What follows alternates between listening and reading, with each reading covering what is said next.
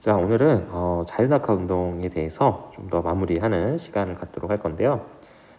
특히 그래프에 대해서 해석하는 방법 이런 것들을 좀 더 보도록 하겠습니다. 자, 이 그림들은 다 여러분들 교과서에 있는 이제 그래프를 이제 그리기 위해서 실험했던 것들에 대한 내용이에요. 자, 요 그림 기억나죠? 자, 자유낙하 운동을 일단 시켜봅니다. 탁구공을 이렇게 공중에서 잡고 있다가 떨어뜨리면 애들이 이렇게 아래로 낙하하는 걸 볼 수가 있고요. 자, 우리가 계속 봐왔듯이 탁구공이 낙하를 할 때 점점점 빨라지기 때문에 초반 간격과 나중의 간격이 점점 차이가 나는 걸 알 수가 있습니다. 이런 식으로 점점 처음과 이제 비교해서 점점 이렇게 낙하를 할 때 거리가 차이가 나겠죠. 자, 그래서 여러분들 요거를 교과서에 있는 뒤에 부록을 뜯어가면서 실험을 잠깐 했었죠. 지금 잠깐 다시 해보면, 자, 처음에 이렇게 탁구공을 뭐 예를 들면 이렇게 위로 이렇게 기준으로 해서 이렇게 칸을 긋죠. 이렇게 그어서 이렇게 그어가지고 수평선을 그은 다음에 그다음에 요 안에 요 번호를 1번, 2번, 3번 이런 식으로 썼었습니다. 그리고 또 요거를 잘라서 요거를 이만큼씩 이렇게 잘라서 여기다가 이렇게 이어붙이는 작업을 했었죠. 자, 이렇게 그죠? 이런 식으로 이어붙이는 작업 이거 이제 지우고 그다음에 두 번째도 이렇게 잘라서 이어붙이는 작업 이렇게 했었고요.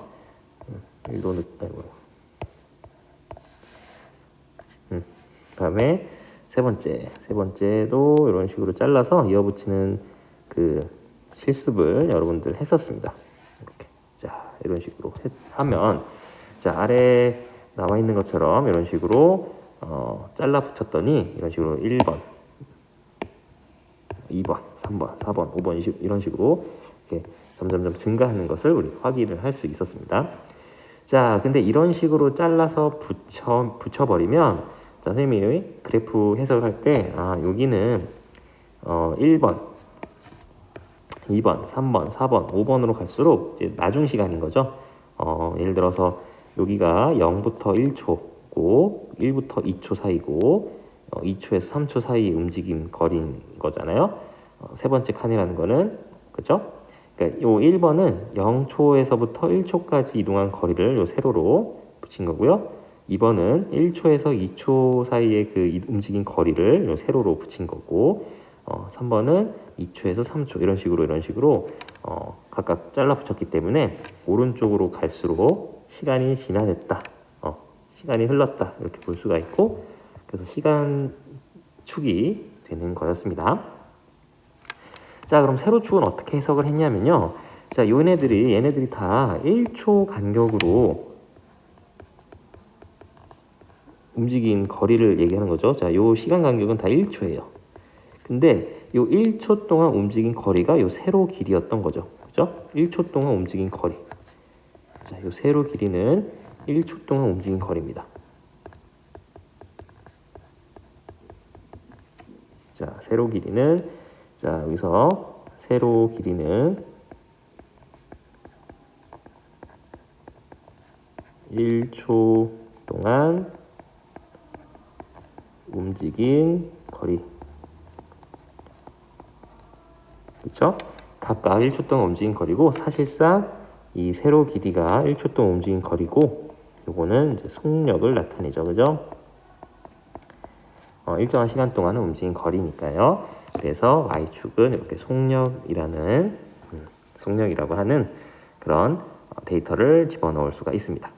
자, 그리고 계속 강조하듯이 자유낙하 운동에서 시간이 흐르면 흐를수록 속력이 점점 증가하는 거 우리 눈으로 확인을 했고요.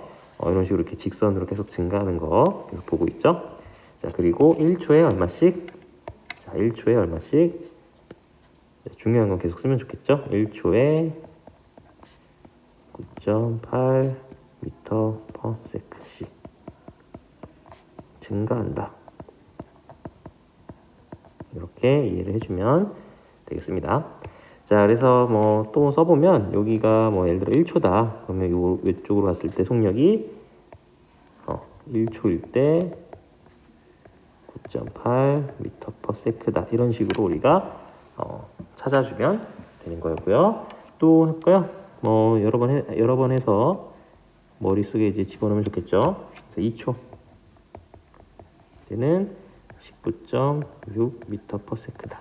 이런 식으로 생각을 해주면 되겠습니다. 자, 이게 우리가 지금까지 배운 자유낙하 운동에서의 그래프였습니다. 자, 근데 이번에는 이동거리에 대한 그래프를 좀 생각해 보려고 합니다. 자, 이동거리에 대한 그래프는 사실 좀 어려워요. 좀 어렵고 그래서 다루지 않을까 하다가 그래도 언급은 해주려고 합니다. 여러분 고등학교 올라가서 그래도 알아야 되는 거니까 이 작가 맛보기로. 자, 이동거리 그래프는 어떻게 그리는 거냐면요. 자, 우리가 여기서 가위로 잘라가지고 얘네들을, 그러니까 1번에 있었던 녀석이고요. 그죠? 그 다음에 2번에 있었던 녀석이고요. 또 3번에 있었던 녀석이잖아요. 그렇죠? 근데 이거를 옮겨 붙일 때 어떻게 붙였냐면 이렇게 해서 이런 식으로 이렇게 붙이고 1초 동안 이만큼 움직였다는 거죠. 또 그 다음 1초는 이만큼 움직인 거예요. 또 그 다음 1초에서는 이만큼 움직였다. 이런 식으로 이렇게 붙였기 때문에 이걸 이제 1초 동안 움직인 거리로 이런 식으로 우리가 생각을 했었던 건데, 자, 이거를 이제 이어붙일 때 이렇게 이어붙이지 않고 어떻게 이어붙이냐면, 자, 1초 동안 어쨌든 얘가 이만큼 움직인 건 맞고요. 그쵸? 자, 2초에서 움직인 거리는 얘가 이만큼 움직인 건데, 자, 전체 길이로 볼 거예요. 누적 길이. 그러니까 1 옆에 이렇게 쌓을 거란 얘기죠. 이런 식으로 이렇게 쌓아서 붙일 겁니다. 자, 무슨 말이냐면 지금 여기가 1초인 거고요. 여기가 이제 2초가 흘러가는 시점인데, 지금 아래 그래프에서는 1초에서 2초 사이에 움직인 거리가 요 세로 길이다라는 걸 얘기하고 있는 거고, 지금 여기서는 2초일 때 얘가 얼마큼까지 내려왔느냐, 처음 시작점부터 얼마큼 내려왔느냐를 얘기하고 있는 거니까 이 길이와 두 번째 길이를 더하려고 지금 얘를 여기 띄워놓고 얘와 이 길이를 더하는 값을 여기다 이제 표현하려고 하는 겁니다. 자, 그럼 세 번째 얘는 지금 여기 있었잖아요. 그러니까 얘는 3초일 때 이만큼 왔고 또 한 번 이렇게 움직였으니까 최종 길이 이만큼을 3초일 때 얘는 이만큼으로 낙하했다, 이만큼까지 이동했다 라는 거를 표현하기 위해서 요 옆에다가 붙여서 이렇게 붙일 겁니다. 자, 이해되죠? 그래서 그 3초일 때 얘가 얼마큼까지 왔느냐, 어느 위치까지 도달했느냐, 누적 길이를 보는 거죠. 그래서 이렇게 붙이면 이러한 그래프가 나옵니다. 자, 이거는 누적 이동거리잖아요. 그쵸? 누적 이동거리. 결국 이동거리란 얘기예요. 얘가 얼마큼 멀리 왔느냐라는 거를 이런 식으로 이어붙여서 이렇게 이어붙여서 그래프로 그리면, 자, 이 그래프는 이렇게 이어서 보면은 좀 약간 직선이 되지 않죠. 뭐 예를 들어서 이렇게 붙이고 이렇게 붙이면 깔끔한 직선이 아니라 뭔가 이렇게 휘어진 걸 볼 수가 있나요? 뭔가 휘어져 있는 거를 확인할 수가 있겠죠? 맞습니다. 이 이동거리 그래프에서는 직선이 나오지 않고 오른쪽처럼 이렇게 휘어지면서 증가하는, 이렇게 점점 가파르게 증가하는 그래프가 나오게 됩니다. 그러니까 여기서 요 간격이 점점 그러니까 1초 뒤에 얼마큼 증가할지, 또 1초 뒤에 또 얼마큼 증가하는지, 또 1초 뒤에 얼마큼 증가하는지, 이런 것들이 점점 가파르게 증가한다. 이렇게 이해를 해주면 되겠습니다. 그래서 이동거리와 시간의 그래프에서는 직선이 아니라 곡선으로 급격히 증가하는 그래프다.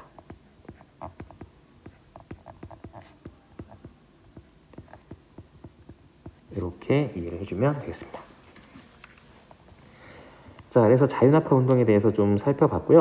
자유낙하 운동의 그래프 두 가지, 속력 시간 그래프, 이동거리 시간 그래프를 알아봤습니다.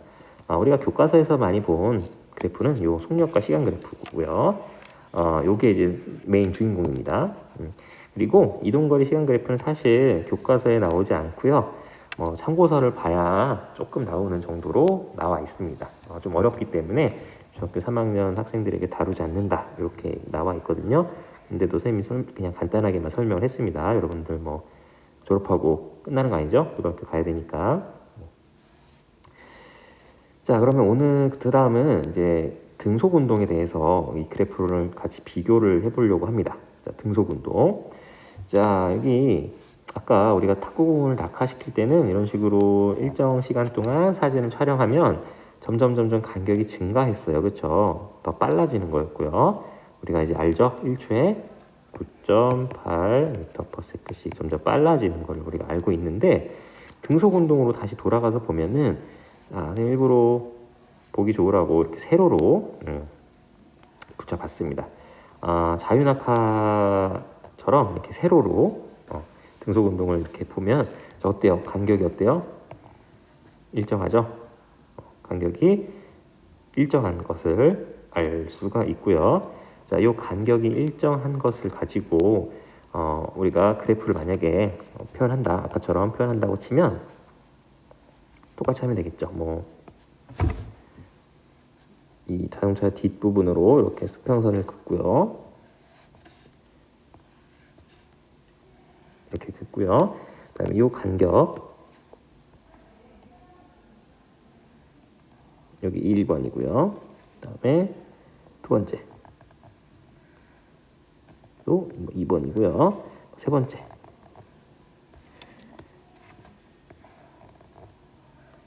이런 식으로 세 번째에서 자른다면 얘들을 이제 잘라서 이어붙인다면 이렇게 되는 걸 알 수가 있죠. 그죠? 그래서 이어서 붙이면 이렇게, 그죠? 이런 식으로 또 이런 식으로 이렇게 그려지는 걸 알 수가 있습니다. 그렇죠? 그래서 이런 식으로 이렇게 이어 붙였다라고 치면 지금 좀 정교하지 못해서 똑바르지 않은데, 이런 식으로 이렇게 수평한 속력이 좀 삐져나왔네. 어쨌든 속력이 좀 이렇게 일정한 그래프를 우리가 확인을 할 수가 있습니다. 자, 그래서 이런 식으로 잘라서 붙이면 시간이 흐르면서 속력 변화를 확인할 수 있는데 변화가 없죠. 1초에 이만큼씩 움직인 거죠. 요 거리는 1초에 움직인 거리이기 때문에 요 세로 높이가 1초에 움직인 거리, 즉 속력이라는 개념이 나오고, 이렇게 보면 속력이 일정하다 이렇게 볼 수가 있겠습니다. 자, 근데 이거를 쌓을 때 아까처럼 계속 누적해서 한번 쌓아 볼까요? 누적을 해서 한번 쌓아 보면, 자, 1번이 이런 식으로 이렇게 처음에 시작했고 2번을 옆으로 쌓는 게 아니라 얘가 어쨌든 이만큼 여기까지 온 거잖아요.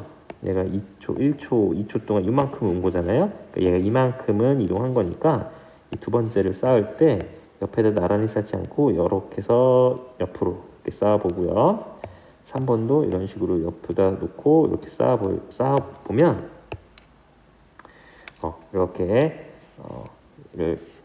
이렇게 있고 또 이렇게 있고 이런 식으로 있다 보면은 직선을 나타내는 것을 볼 수가 있습니다.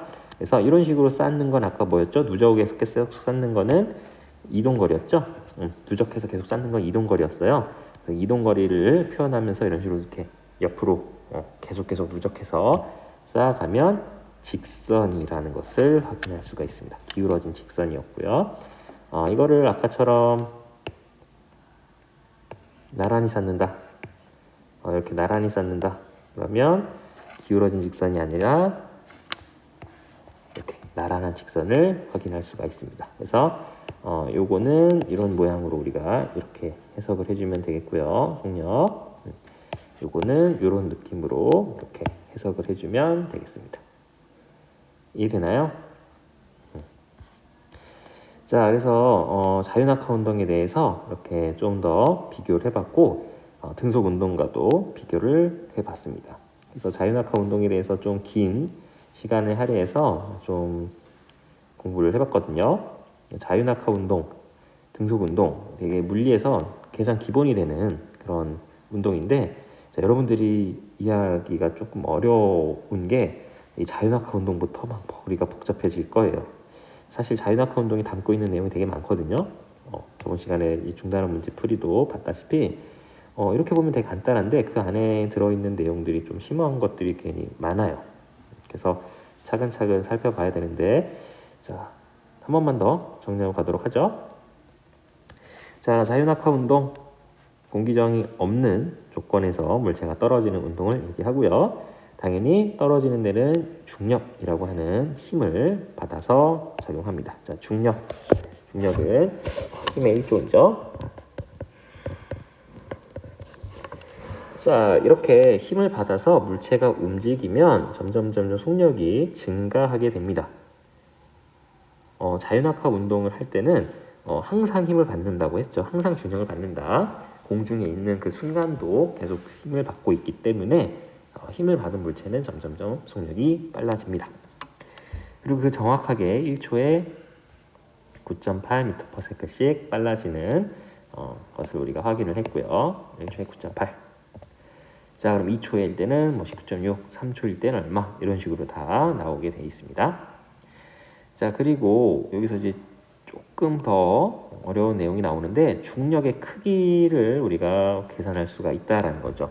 물체가 떨어지는 거는 뭐 때문에 떨어진다? 중력 때문에 떨어진다. 근데 그 중력의 크기는 어떻게 계산하느냐? 질량이라고 하는 것과 9.8을 곱해서 나온 값이 이제 중력의 크기입니다.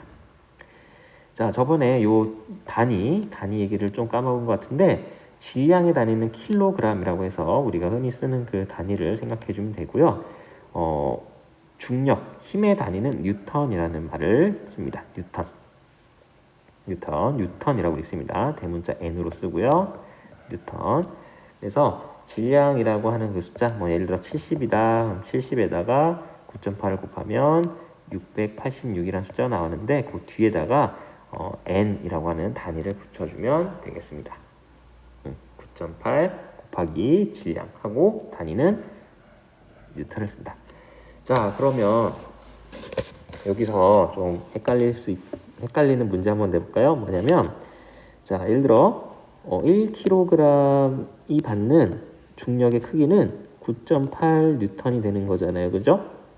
자, 그러면 500g이 받는 힘의 크기, 중력의 크기는 얼마냐? 500 곱하기 9.8 하면 될까요? 안 될까요? 500 곱하기 9.8 하면 안 되죠. 왜냐면 지금 여기서 곱할 때 9.8을 곱할 때 질량의 단위는 킬로그램으로 곱해줘야 돼요. 킬로그램으로 변형한 상태에서 곱해줘야 뉴턴으로 우리가 환산을 하면 되는 거예요. 즉 1kg이니까 그냥 9.8을 곱해줘서 9.8 뉴턴 하면 되는데 지금 얘는 500g이잖아요. 500g이면 몇 킬로그램이죠?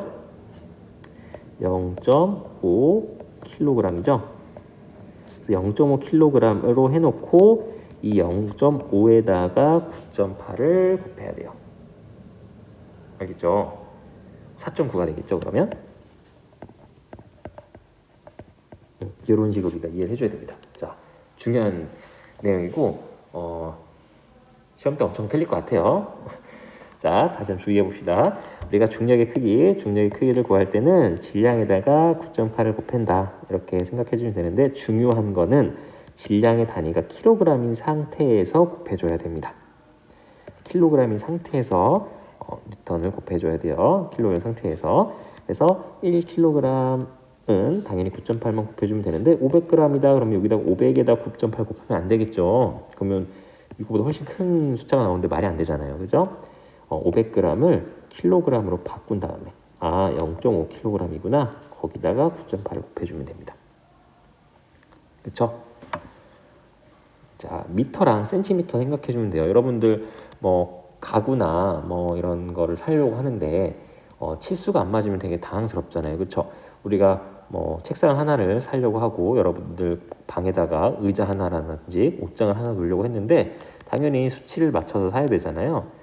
센티미터라든지 미터라든지. 근데 그냥 숫자만 틱 써 있고 센티미터다 미터다 안 써 있으면 이게 뭘 의미하는지 얼마나 크기를 얘기하는지 가늠이 안 될 때가 있잖아요. 그래서 단위라는 건 상당히 중요합니다. 단위라는 거는 귀찮게 이런 걸 왜 해? 라고 접근할 문제가 아니라 상당히 중요하고 단위가 있음으로써 어떻게 보면 이 과학 문명이 계속 발달해 왔고 좀 거창하게 말하면 그 인류가 이런 것들을 누리고 있다 이렇게 얘기할 수가 있겠습니다. 그래서 단위는 꼭 신경을 써줘야 됩니다. 과학에서의 단위는 정말 중요합니다. 그냥 간단히 넘고 갈 문제가 아닙니다. 그래서 어쨌든 중력의 크기를 이렇게 곱 계산할 때는 반드시 질량의 단위를 한 번 더 살펴줘야 됩니다. 알겠죠? 킬로그램으로 되어 있는 그 단위에다가 9.8을 곱해줘야 됩니다. 이런 식으로 그램으로 되어 있는 단위에 직접 9.8을 곱하면 안 되고요. 이거를 킬로그램으로 변형한 다음에 곱해줘야 됩니다. 알겠죠? 자, 이런 식으로 해서 중력의 크기 알아봤고 중력의 크기로 인해서 이런 식으로 자연학화 운동을 하게 되고 저번에도 말했듯이 질량이 크면 중력이 크네 그럼 더 빨리 떨어지네가 아니라 질량이 커서 중력이 커지고요 더 세게 잡아당긴 것까지는 맞아요. 즉 볼링공과 깃털이 있으면 볼링공이 더 지구로 더 세게 잡아당겨지는 건 맞아요. 자, 다시 한번 설명하면 자 여기 위에 있는 요거를 보죠. 자 볼링공이 더 무겁기 때문에 이 볼링공이 무게가 더 많이 나가는 거죠. 질량이 더 크니까 얘가 지구가 더 세게 잡아당기는 건 맞아요. 깃털은 질량이 작으니까 약하게 잡아당기는 건 맞아요. 그렇지만 얘네들이 동시에 이렇게 낙하할 수 있는 이유는 얘가 무겁기 때문에 질량이 많이 나가기 때문에 더 큰 힘을 가해야만 하는 거고요. 얘는 질량이 적게 나가기 때문에 작은 힘만 가해도 움직입니다. 그래서 얘는 이 정도의 힘만 가해도 이런 식으로 1초에 9.8씩 가속시킬 수 있고 볼링공은 더 큰 힘으로 가해야 1초에 9.8씩 가속시킬 수 있다. 이런 얘기까지 했습니다. 자, 그래서 자연학화 운동에 대해서 좀 이런 식으로 정리를 좀 해보고 그래프도 살펴보고 했습니다. 자연학화 운동을 왜 이렇게 계속 강조하냐면 우리 다음에 배울 일과 에너지에서도 자연학화 운동에 대한 개념이 계속해서 포함이 됩니다. 그래서 자연학화 운동은 사실 물리의 기초라고 할 수 있고 이걸 잘 이해해야 앞으로 우리 물리 공부 고등학교 올라가서도 계속 할 수 있거든요. 그래서 자연학화 운동에 대해서 좀 깊이 있게 알아봤고요. 다음 시간에는 새로운 중단어 일과 에너지라고 하는 이런 단어를 배워보도록 하겠습니다. 자, 그럼 오늘은 여기까지 하고요. 일단 줌으로 와서 정리하고 마치도록 하죠. 고생했습니다.